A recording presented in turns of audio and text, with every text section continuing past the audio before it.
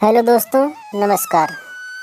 आज हम आपको विक्रम और बेताल की नई कहानी सुनाने जा रहे हैं। बेताल का उड़कर पेड़ पर लौटने और राजा विक्रम का उसे दोबारा पकड़ने का सिलसिला जारी रहता है।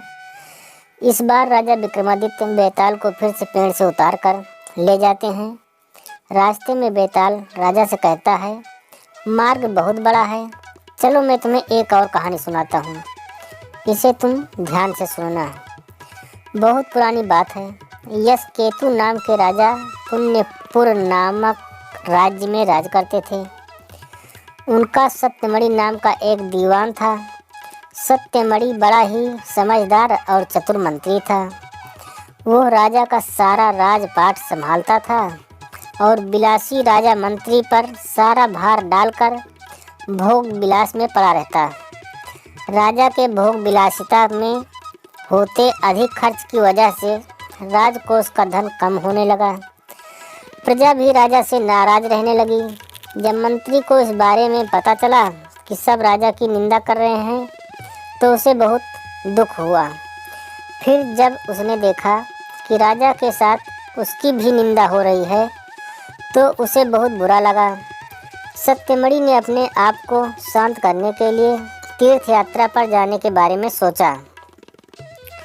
इस बारे में उसने राजा से बात की और आज्ञा लेकर वो तीर्थ यात्रा पर निकल गया। सत्यमणि चलते चलते एक समुद्री तट पर पहुंच गया। पूरा दिन बीत गया और रात हो चुकी थी। उसने सोचा कि आज ये रात यहीं रुककर आराम कर लेता हूँ। ये सोचकर वो एक पेड़ के नीचे सो गया। आधी रात को जब उसकी आँख खुली तो उसने देखा कि समुद्र से एक जगमगाता वृक्ष निकल रहा है। उस पर तरह तरह के हीरे जवाहरात लगे हुए थे। उस वृक्ष पर बीड़ा बजाती एक सुंदर सी कन्या बैठी थी। इस नज़ारे को देख सत्यमणि को अपनी आंखों पर विश्वास नहीं हो रहा था। देखते ही देखते अचानक वो पेड़ और उस पर बैठी कन्या गायब हो गई। इस सब के बाद वो हक्का बक्का रह गया और उल्टे पैर अपने नगर की ओर दौड़ पड़ा। जब वो राज्य पहुंचा तो उसने देखा कि उसकी गैर हाजिरी की वजह से राजा के सारे लोग छूट गए हैं। उसने राजा को पूरा किस्सा सुनाया। दीवान की बात सुनकर राजा के मन में उस कन्या को पाने की लालसा पैदा हो गई। उसने सारा राज्य दीवान के भरोसे छोड़कर खुद साधु का भेष बनाकर उस समुद्री तट पर जा पहुंचा। जब रात हुई तो राजा को भी वो हीरे मोती से जड़ा वृक्ष दिखा। वो कन्या अब भी उस वृक्ष पर बैठी हुई थी। राजा तैरता हुआ उस कन्या के पास जा पहुंचा और उसे अपना परिचय दिया। फिर उसने कन्या से उसके बारे में पूछा। कन्या ने कहा, मेरा नाम मृगांकवती है और मैं राजा गंधर्व विद्याधर की पुत्री हूँ। फिर राजा ने उसके सामने विवाह का प्रस्ताव रखा और कन्या ने कहा, आप जैसे महान राजा की रानी बनकर मेरा जीवन सफल हो जाएगा। राजन, लेकिन मेरी एक शर्त है। मैं हर कृष्ण पक्ष और शुक्ल पक्ष की चतुर्दशी और अष्टमी को एक राक्षस के पास जाती हूँ जो मुझे निगल लेता है। आपको उस राक्षस को ख़त्म करना होगा। राजा यशकेतु ने तुरंत यह शर्त मान ली। इसके बाद शुक्ल पक्ष की चतुर्दशी आई तो मृगांकवती रात को बाहर निकली। उसके साथ राजा भी गया और छिपकर उस राक्षस का इंतजार करने लगा। कुछ देर बाद राक्षस वहां आया और उस कन्या को निगल गया। यह देखकर राजा ने राक्षस पर हमला किया और अपनी तलवार से उसका पेट चीरकर मृगांकवती को जीवित बाहर निकाल लिया। इसके बाद राजा ने उससे पूछा कि यह सब क्या है। इस पर मृगांकवती ने उत्तर दिया कि मैं हर अष्टमी और चतुर्दशी के दिन यहाँ शिव पूजा करने आती हूँ और जब तक मैं घर नहीं लौटती मेरे पिता मेरे बिना कभी भोजन नहीं करते। एक बार मुझे घर पहुँचने में देर हो गई और पिताजी को अधिक देर तक भूखा रहना पड़ा।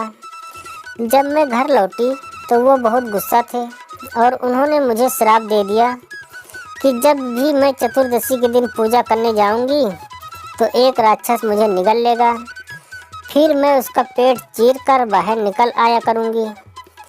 जब मैंने उनसे श्राप से मुक्त करने की विनती की तो उन्होंने कहा कि जब पुण्यपुर के राजा मुझसे विवाह करने के लिए उस राक्षस का वध करेंगे तो मैं श्राप मुक्त हो जाऊंगी।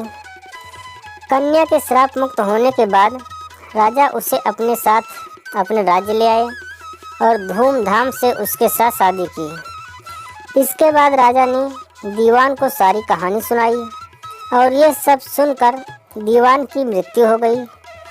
इतना कहकर बेताल ने राजा विक्रम से पूछा, हे राजन, अब तुम यह बताओ कि यह सब सुनकर दीवान की मृत्यु क्यों हो गई। विक्रम ने कहा, दीवान की मृत्यु इसलिए हुई कि उसने सोचा कि राजा फिर स्त्री के लोभ में पड़ गया और उसके भोग विलास के कारण राज्य की दशा फिर से खराब हो जाएगी। उस कन्या के बारे में राजा को न बताना ही बेहतर था। राजा विक्रम ने जैसे ही उत्तर दिया, बेताल फिर से पेड़ की ओर उड़ चला और जाकर उस पर उल्टा लटक गया। वहीं राजा विक्रमादित्य एक बार फिर बेताल को पकड़ने के लिए उसके पीछे पीछे दौड़ पड़े। किसी भी व्यक्ति को भोग विलास में इतना नहीं डूबना चाहिए कि उसका सब कुछ खत्म हो जाए। आज की कहानी यहीं पर समाप्त होती है। आपको अगर हमारी कहानियाँ पसंद आ रही हैं तो प्लीज़ चैनल को लाइक, शेयर और सब्सक्राइब कर लें, जिससे आपको हमारी सारी कहानियाँ मिल सकें।